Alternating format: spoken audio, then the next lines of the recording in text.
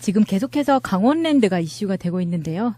염동열 의원 쪽에서도 80여 명을 더 청탁을 했다는 소식이 있습니다. 이런 거 볼 때마다 도대체 민주당 의원들 뭐 하는지 모르겠습니다. 보좌관들을 위해서 이 정도 힘도 안 써주고 말이야. 최민희 의원님. 아니, 어떻게. 반성해야 돼요. 아니, 민주당 의원들한테도 이중사고를 하란 말이에요? 그거 안 돼. 필요하면 삼중이라도 해주세요. 아니, 이게 보면 지금 난리도 아니에요. 뭐, 소위 그 얘기하는 친박 의원의 조카가 이게 뭐 누군지는 다들 아실 텐데 400등으로 처음에 지원이 됐는데 6등으로 변경이 돼서 부정 입사가 됐고요. 권선동도 이번에 아주 그 핵심에 올랐죠. 그쪽에다가 청탁을 해가지고 했는데 이번에 아주 핵폭탄급으로 터진 게 염동열이에요. 야, 어떻게 80명을 청탁을 해? 강원랜드라는 공기업의 특징을 이해할 필요가 있어요. 보통 우리가 공기업이라 그러면 공기업뿐만 아니라 기업이라고 하는 어떤 회사 조직이 뭔가 물건을 만들든 서비스를 조직을 하든 들어가는 비용이 있잖아요. 그리고 비용 대비 인건비도 생기고 또 영업비도 생기고 이렇게 여러 가지 비용 지출이 있고 내가 매출이 예를 들어서 1년간 1조 원의 매출이 있었다 하면 그 매출의 어떤 비용을 다 제하고 뭐 단기 순이익이라는 뭐 영업이익이라는 개념도 있고 단기 순이익이라는 개념이 있잖아요. 근데 대한민국에 존재하는 모든 기업들 중에 매출액과 단기 순이익의 차이가 가장 적은 곳이에요. 무슨 뜻인지 알겠죠? 그만큼 현금이 엄청나게 많은 곳이에요. 매출이 예를 들어서 수자원공사 같은 경우에 매출이 5조 원에 순이익이 50억 뭐 이런 구조거든요. 그런데 강원랜드는 매출이 1조 원에 순이익이 5천억 이런 거예요. 정확한 숫자는 다릅니다. 네. 제가 예를 그렇게 들은 건데 뭐 지금 영업이익률은 40% 정도라고 하네요. 그 정도로 이렇게 영업이익률 그러니까 강원랜드의 특징상 100% 현금 매출이거든요. 다른 매출이 뭐 카드고 뭐고 신용 매출 이런 개념이 없어요. 아예 그냥 100% 현금 매출이란 말이죠. 그러니까 그 안에서 생기는 비리, 비위, 불법, 탈법 이것들이 엄청납니다. 그 현장에서부터 생기는. 그러니까 인사 문제에 있어서 이런 비리가 생기기 딱 좋은 환경인 거죠. 그렇네요. 예. 뭐 숫자로만 일단 좀 보면은 2012년 13년에 채용한 신입사원 518명 중에 95%인 493명이 국회의원 청탁 등으로 부정 입사인데. 저는 왜 그 중에 한 명이 못 됐을까요? 아니, 그러면 그 중에 95%를 빼고 나머지 5% 대단한 사람들이네요. 그러니까 25명만 제대로 뽑은 거고 나머지는 다 청탁으로 들어왔다는 이야기죠. 와. 거기에다가 권성동의 비서관 출신을 포함해 10명 이상을 권성동이 이제 청탁을 한 거고요. 역시 자유당이죠. 염동열 의원이 80여 명을 인사 청탁을 했다. 그중에서 30명이 채용됐다. 염동열은 기자회견을 열어서 사돈의 8촌까지 단 한 명도 강원랜드에 근무한 사람이 없다라고 얘기를 했죠. 사돈의 8촌까지 그 이상은 있다는 얘기네. 단순히 친인척이 아니라 정말 뭔가를 받고 대가를 받고 그러니까요. 네, 제3자한테 해줬을 수 있는 것도 그러니까 사돈의 많죠. 8촌까지는 없다. 그 자신 있게 얘기하는 거네. 그러니까 친인척은 안 보냈다. 뭐 거기에다가 친인척을 보냈겠어요. 뭐 이 정도 백 쓰는 애들이. 근데 염동열이 자기는 관계 없고 보좌관이다 한 거다. 그것도 웃겨. 어떻게 그럴 수 있어요? 보좌관 출신님 얘기 좀 해보세요. 의원님하고의 암묵적 합의 없이 과연 그게 가능할까요? 저는 가슴 떨려서 못할 것 같은데. 그러게. 박근혜도 다 아래 것들이 했다 그랬죠. 뭔가 일맥상통하는 점은 있네요. 자, 이게 그러면 지금 이 많은 인원들이 부정청탁으로 인해서 입사가 됐는데, 자, 그럼 우리 법적으로 보면 이건 입사 취소해야 되거든요. 그리고 청탁한 사람도 처벌받아요. 근데 이게 공기업이어서 그런 거죠. 공기업뿐이 아니라 사기업도 마찬가지고요. 이거는 뭐냐면, 자, 염동열이가 있건 권선공이가 있건 누가 있건 누군가가 중간에서 이 입사를 희망하는 사람이 청탁을 했어요. 그럼 이 사람이 또 강원랜드에 청탁을 했어요. 그래서 이 사람이 들어갔어. 자, 그러면 어떻게 되냐면 요 국회의원 했던 청탁을 강원랜드에 했던 사람 처벌받고요. 강원랜드에서 청탁 받아준 사람 처벌받고요. 입사시켜준 사람 처벌받고요. 입사한 사람도 처벌받아야 돼요.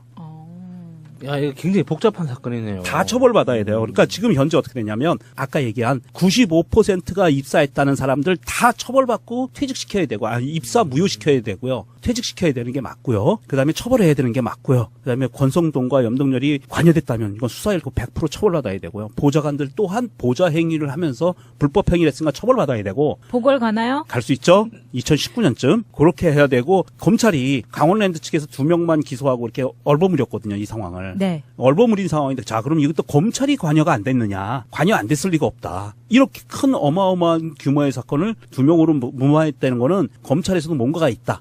이거 봐주기를 했던 청탁을 받았던 권력의 압박을 받았던 눈치를 봤던 이 검찰에도 책임이 있다. 이건 확실한 거고요. 자, 강원랜드는 이게 공기업이 있기 때문에 이참에 이 강원랜드는 이건 폐업 수순으로 가든지 아니면 완전히 물갈이를 해서 깨끗한 회사를 만들든지. 강원랜드 때문에 생기는 부작용 때문에 정선군 그 지역사회 내에서도 굉장히 이야기가 많아요. 이게 강원랜드가 그 폐광하는 대신에 주민들한테 보상하기 위해서 만들어진 공기업인데 특별법으로 해서 그 내국인 카지노가 그 특별하게 생겼잖아요. 거기에 카지노 수익이 너무 많아서 그 수익을 분산하기 위해서 하이원 리조트 같은 고급 휴양시설을 만들고 그 워터파크도 이렇게 몇 개씩 돈 안 되는 걸 계속 투자해서 만드는 이유가 카지노 수익이 너무 크니까 이거를 그대로 쌓아둘 수가 없는 거예요. 그래서 어쩔 수 없이 무리한 사업을 계속 하고 있는데 그게 다 적자 나거나 실패하고 있거든요. 그러니까 정선군 입장에서는 강원랜드가 없으면 일단 지역사회 자체가 작동을 안 하게 돼버린 거예요. 그래서 강원랜드 카지노에서 쏟아져 나오는 도박 중독자들 때문에 생기는 어떤 그 사회 자체가 황폐해지는 그런 것 때문에 되게 힘들어 하시거든요. 지역 주민들이. 그런데 지금 현실적으로는 강원랜드가 당장에 사라지면 또 자기들의 어떤 생활, 경제 활동 자체가 불가능해지는 강원랜드를 중심으로 일종의 계급사회가 형성되어 있는 거예요.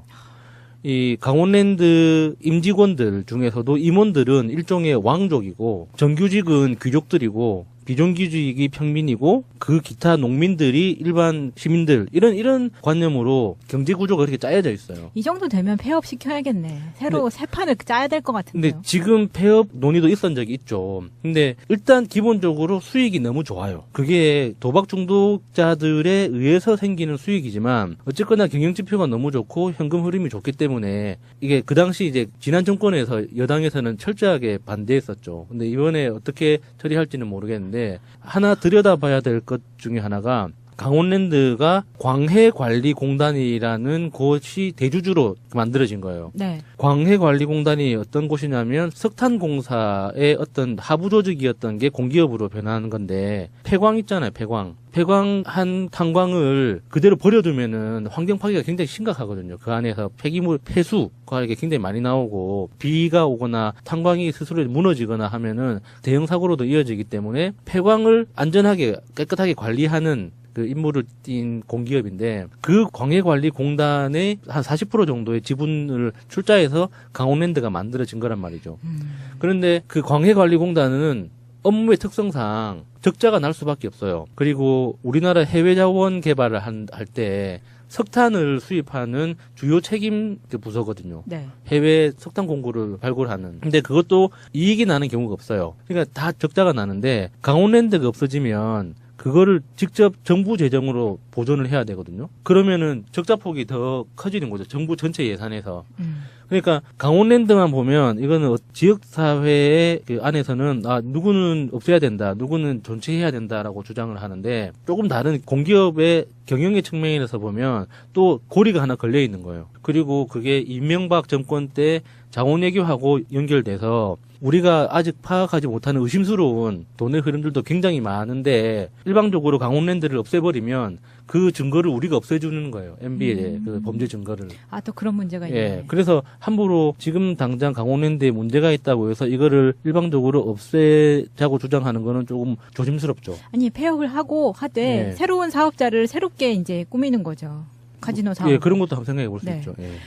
카지노를 사실은 이제 우리나라가 법적으로 도박은 불법으로 돼 있어요. 그래서 내국인들이 도박 행위를 하면 필리핀이나 홍콩이나 뭐 마카오 같은 데서 도박하면 잡아 넣으면 항상 걸리게 돼 있는 게 도박이에요. 예. 외국에 나가서 라스베가스 가서 빠진코 한번 때려도 슬롯머신 한번 땡겨도 불법입니다. 우리 대한민국 국민은. 아, 그래요? 예. 우리는 항상 그래요. 속인주의이기 때문에 해외에 나가서 나쁜 짓을 해도 불법이에요. 그러니까 라스베가스 가서 슬롯머신 한 거, 마카오 가서 슬롯머신 한 거 다 불법이에요. 그럼에도 불구하고 이 강원랜드라는 것을 이렇게 만들어 놓은 거는 원래는 불법인데 이것을 특별법이라는 어떤 테두리를 통해서 합법화시킨 거거든요.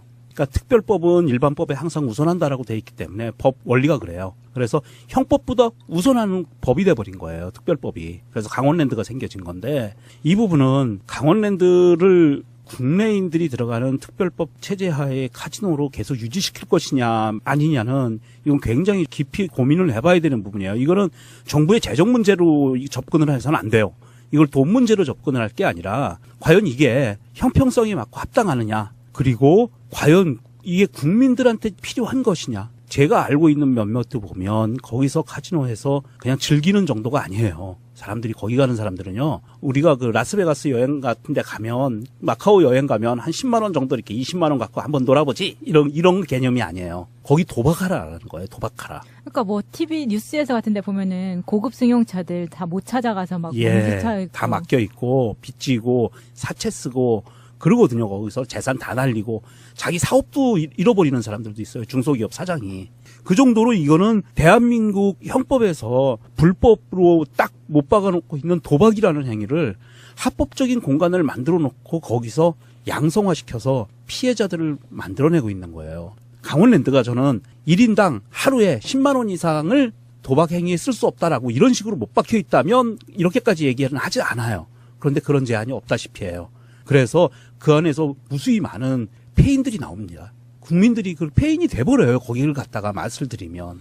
그러니까 이런 이 도박 피해에 대해서도 이건 정부에서 이 부분을 한번 좀 짚어봐야 돼요. 그래서 강원랜드를 어떻게 좀 더 개선할 것인가 이런 부분은 굉장히 좀 고민이 필요한 부분이라고 봅니다. 제가 졸업할 때쯤엔 딱 저희 학번 때부터 좀 취업난이 시작한 거였거든요. 네, 네. 제가 아직 졸업하기 전에 이미 군대를 다녀온 저보다 한 학년 선배가 강원랜드에 들어갔다는 거예요.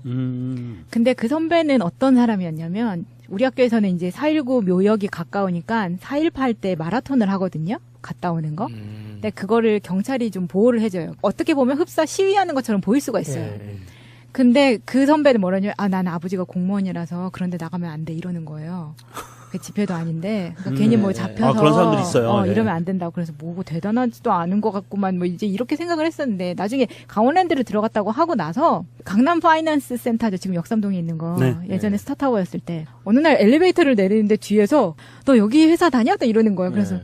네. 그랬더니 나 여기 있잖아. 강원랜드가 강원동에 있는 게 아니구나. 처음에 이렇게 생각을 했고 강원랜드가 그렇게 돈이 많은가? 그렇게 생각을 했어요. 전혀 몰랐었기 때문에. 그리고 그 오빠한테 오빠 너무 도박에 빠지지 마. 이런 순진한 조언까지. 아하.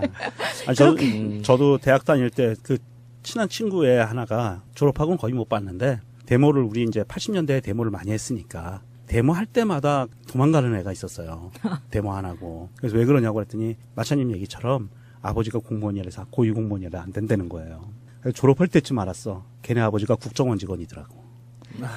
국정원 강남 쪽에 있는 사무실에 뭐 지부장인가 해가 그랬어요. 고위 공무원이었어. 근데 이게 똑같은 공기업이라도 급이 있거든요. 뭐 시장형 공기업 무슨 뭐 간접 이름이 있고 그게 등급이 있는데 강원랜드는 굉장히 등급이 낮은 공기업이에요. 공기업들 중에서도. 그런데도 불구하고 전체 공기업에서 거의 대장 노릇을 하거든요. 왜겠어요? 돈이 많으니까. 돈이 제일 많거든요. 나는 정말 그러니까 순진하게 에버랜드도 아닌데.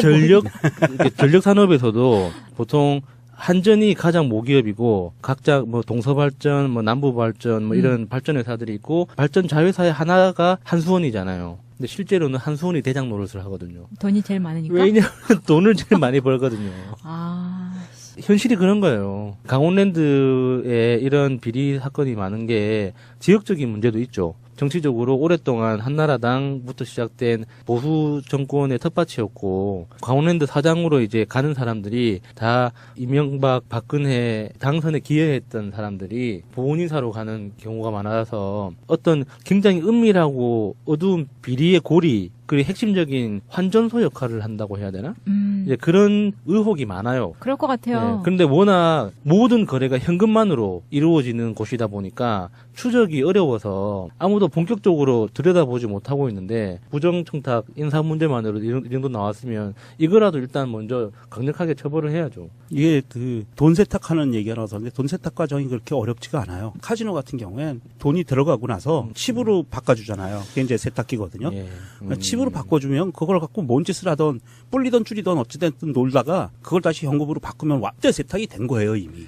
그 돈이 출처가 강원랜드가 그러니까 된 거예요. 그래서 노조원들 이야기를 들어보면 정말 저게 거짓말 아니야라는 생각이 들 정도의 사례들도 굉장히 많아요. 그 환전소에서 일어나는 사건 사고들이. 저 영화에서나 들었던 건데 저게 저런 게 진짜로 있단 말이야 하는 이런 이야기들도 많더라고요. 뭐 작년 매출액이 1조 7천억. 그중에 영업이익률이 뭐 40%라고 하니까. 1조 7천억이 40%요? 네. 와, 엄청나다. 하이원 리조트나 강원랜드에서 투자한 다른 리조트들도 많이 있고 워터파크들도 많아요. 강원도에 있는 워터파크들도. 거기는 100% 적자거든요. 적자를 감안하고 그 정도 영업이익이 나는 거죠. 트위터리안이 쓴 거를 두 개를 좀 읽어드리겠습니다. 세상이 밝게 삶이 편하게 님이 이렇게 올려주셨는데요. 강원랜드가 청탁랜드로 자유한국당 소속 염동열 의원 측이 80명 부정청탁으로 시끌, 이들 의원은 보좌관 탓으로 돌리고 보좌관은 의원 지시 없이는 불가한 일이라 하고 나라와 질서를 개판, 끼리끼리 해먹고 애국보수엔 방구소리 이렇게 썼는데요. 생태공예 연구소님이 이렇게 트윗을 올려주셨습니다. 강원랜드는 청탁랜드 땡 아니요. 하이원이라고 좋은 이름으로 개명했음. 하이원은 청탁원 딩동댕 이렇게 올려주셨네요. 강원랜드 전체 직원 수가 현재 3,600명 정도 되고요. 평균 연봉이 6,500 정도 됩니다. 아, 평균이요? 네, 좀 하죠. 근데 여기서 제가 핀트가 벗어나긴 하는데 기분 나쁜 게 있어요. 이 남녀 연봉이 차이가 납니다.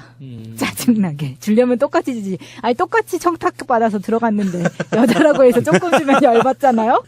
아, 남자들만 청탁받아서 들어갔나? 그래서 많이 주나? 그럴 수도 있겠는데? 정말 남녀 차별이 그런 비리의 세계에서도 여전히 있다니 너무 신기하네요, 진짜. 어찌됐든 이 95%에 들어갔다고 하는 이 사람들을 수사해서 다 일벌백계 하세요. 그리고 그 수사를 하다 보면 정말 이게 염동열이 이야기한 것처럼 부정청탁이 아니고 자기가 한 거는 그 지역에 있는 그 2세 폐광자녀 특혜팀. 폐광 자녀들을 채용시키게 도와준 거다. 이런 미담이 자유당에서 나올 수가 없죠. 그래서 이거는 검찰과 경찰이 조사하면 다 나오니까 조사해서 부정청탁을 한 그 염동열이나 권선동에게 청탁을 한 사람들, 그 다음에 청탁을 받아서 재청탁을 한 사람들, 그리고 그 청탁으로 취업한 사람들, 청탁을 최종적으로 받아들이고 취업을 도와준 사람들 다 처벌하시면 돼요. 아주 쉽습니다. 네. 자, 그러기 위해서는 마지막으로 이 공지를 드리면서 오늘의 방송을 마칠까 합니다. 대한민국 청와대 사이트 청와대 국민소통광장에 국민청원에 들어가시면 자유한국당 위원정당 해산 심판 청구를 요구합니다라는 청원이 있습니다. 많은 참여 부탁드리고요. 오늘은 여기까지 열어서 사돈의 8촌까지 단 한 명도 강원랜드에 근무한 사람이 없다라고 얘기를 했죠. 사돈의 8촌까지 그 이상은 있다는 얘기네. 단순히 친인척이 아니라 정말 뭔가를 받고 대가를 받고 그러니까요. 네, 제3자한테 해줬을 수 있는 그러니까 것도 사돈의 많죠. 8촌까지는 없다. 아, 그 자신 있게 얘기하는 거네. 그러니까 친인척은 안 보냈다. 뭐 거기에다가 친인척을 보냈겠어요. 뭐 이 정도 백 쓰는 애들이. 근데 이 염동열이 이 자기는 관계 없고 보좌관이다 한 거다. 아, 그것도 웃겨. 어떻게 그럴 수 있어요? 보좌관 출신님 얘기 좀 해보세요. 의원님하고의 암묵적 합의 없이 과연 그게 가능할까요? 저는 가슴 떨려서 못할 것 같은데.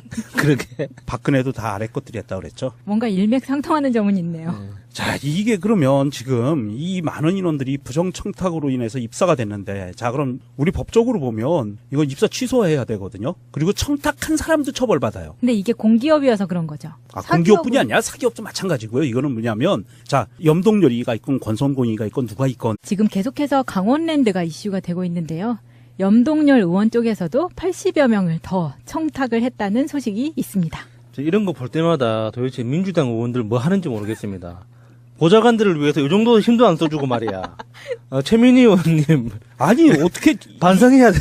아니, 민주당 의원들한테도 이중사고를 하란 말이에요? 그거 안 돼. 필요하면 삼중이라도 해주세요.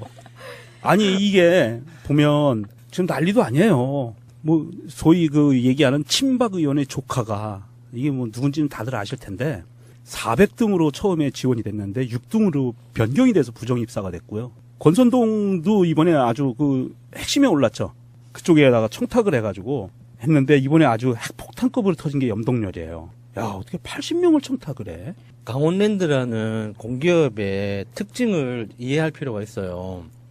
보통 우리가 공기업이라 그러면 공기업뿐만 아니라 기업이라고 하는 어떤 누군가가 중간에서 이 입사를 희망하는 사람이 청탁을 했어요. 그럼 이 사람이 또 강원랜드에 청탁을 했어요. 그래서 이 사람이 들어갔어. 자, 그러면 어떻게 되냐면 요 국회의원 했던 청탁을 강원랜드에 했던 사람 처벌받고요. 강원랜드에서 청탁 받아준 사람 처벌받고요. 입사 시켜준 사람 처벌받고요. 입사한 사람도 처벌을 받아야 돼요. 야, 이거 굉장히 복잡한 사건이네요. 다 처벌받아야 돼요. 그러니까 지금 현재 어떻게 되냐면 아까 얘기한 95%가 입사했다는 사람들 다 처벌받고 퇴직시켜야 되고 입사 무효시켜야 되고요. 퇴직시켜야 되는 게 맞고요. 그다음에 처벌해야 되는 게 맞고요. 그다음에 권성동과 염동열이 관여됐다면 이건 수사일고 100% 처벌받아야 되고요. 보좌관들 또한 보좌 행위를 하면서 불법 행위를 했으니까 처벌받아야 되고 보궐 가나요? 갈 수 있죠. 2019년쯤 그렇게 해야 되고 검찰이 강원랜드 측에서 2명만 기소하고 이렇게 얼버무렸거든요. 이 상황을. 네. 얼버무린 상황인데 자 그럼 이것도 검찰이 관여가 안 됐느냐. 관여 안 됐을 리가 없다. 이렇게 큰 어마어마한 규모의 사건을 2명으로 무마했다는 거는 검찰에서 100% 현금 매출이거든요. 다른 매출이요. 뭐 카드고 뭐고 신용 매출 이런 개념이 없어요. 아예. 그냥 100% 현금 매출이란 말이죠. 그러니까 그 안에서 생기는 비리, 비위, 불법, 탈법 이것들이 엄청납니다. 그 현장에서부터 생기는. 그러니까 인사 문제에 있어서 이런 비리가 생기기 딱 좋은 환경인 거죠. 그렇네요. 예. 뭐 숫자로만 일단 좀 보면은 2012년 13년에 채용한 신입사원 518명 중에 95%인 493명이 국회의원 청탁 등으로 부정 입사인데 아, 저는 왜 그 중에 한 명이 못 됐을까요? 아니 그러면 그 중에 95%를 빼고 나머지 5% 대단한 사람들이네요. 그러니까 25명만 제대로 뽑은 거고 나머지는 다 청탁으로 들어왔다는 이야기죠. 거기에다가 권성동의 비서관 출신을 포함해 10명 이상을 권성동이 이제 청탁을 한 거고요. 역시 자유당이죠. 염동열 의원이 80여 명을 인사 청탁을 했다. 그중에서 30명이 채용됐다. 염동열은 기자회견을 어떤 회사 조직이 뭔가 물건을 만들든 서비스를 조직을 하든 들어가는 비용이 있잖아요. 그리고 그 비용 대비 인건비도 생기고 또 영업비도 생기고 이렇게 여러 가지 비용 지출이 있고 내가 매출이 예를 들어서 1년간 1조 원의 매출이 있었다 하면 그 매출의 어떤 비용을 다 제하고 뭐 단기 순이익이라는 뭐 영업이익이라는 개념도 있고 단기 순이익이라는 개념이 있잖아요. 근데 대한민국에 존재하는 모든 기업들 중에 매출액과 단기 순이익의 차이가 가장 적은 곳이에요. 무슨 뜻인지 알겠죠? 그만큼 현금이 엄청나게 많은 곳이에요. 매출이 예를 들어서 수자원공사 같은 경우에 매출이 5조 원에 순이익이 50억 뭐 이런 구조거든요. 그런데 강원랜드는 매출이 1조 원에 순이익이 5천억 이런 거예요. 정확한 숫자는 다릅니다. 네. 제가 예를 그렇게 들은 건데 뭐 지금 영업이익률은 예. 40% 정도라고 하네요. 그 정도로 이렇게 영업이익률 그러니까 강원랜드의 특징상